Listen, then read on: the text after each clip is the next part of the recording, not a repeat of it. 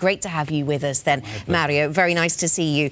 So we are asking questions about the Finance Minister Tria and his future. Do you think that he will consider resigning? There are newspaper reports that suggest that he will consider resigning if he continues to fall out with Five Star. Do you think that could happen? It could happen, but I believe it will not happen because Minister Tria has acquired a very considerable market value for the country so far. I think it would have been more likely for him to drop out when the initial tensions materialized with the two parties in the majority. Now I believe they will continue to disturb him in terms of wanting more deficit, but I think he's stubborn enough in the first place, and then other people in Italy are beginning to realize that, as the minister put at a conference at the weekend, what is the point in making a greater deficit if that is eaten up by a higher spread? Yes, indeed. And the Lords of the Spread is a phrase, a delightful phrase that's been discussed by the Italian government, the Lords of the Spread and the power of the bond markets. Do you think those Lords of the Spread will then keep the government's ambitions for spending in check? To some extent, yes, especially when the government will discover that there are no Lords of the Spread. There is the spread with a multitude of factors and institutions and persons behind it. This is a lesson that Italy should have learned already since 2011, when I was asked to remedy to a much more difficult than today situation.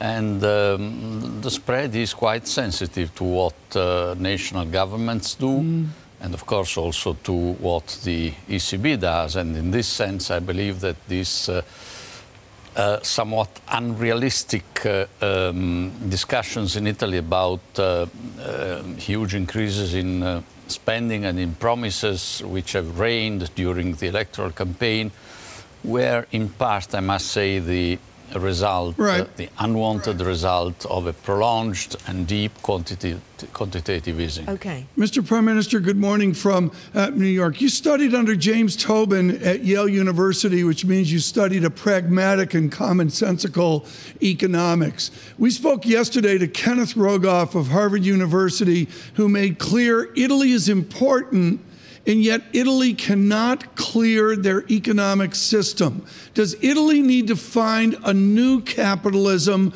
or can they solve their challenges given the fractious original nature of their capitalism?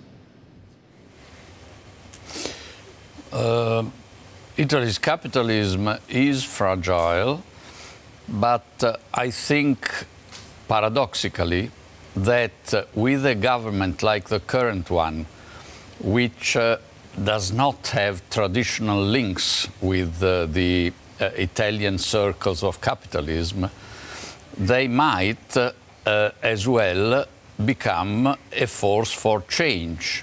I must say my big regret so far is that the League and the Five Star movements have hit at the European Union and its rules as their main adversarial target.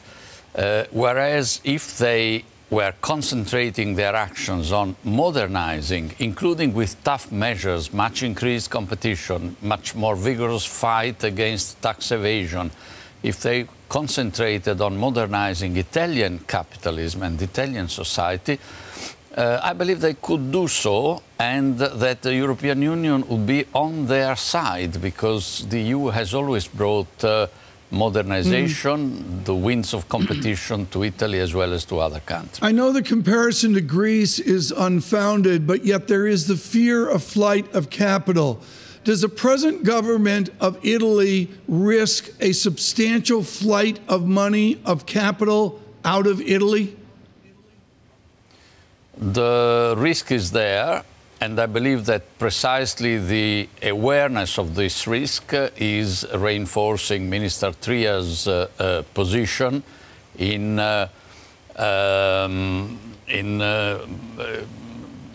being quite determined in not accepting all the demands for more spending and more deficit that come from the parties in the majority.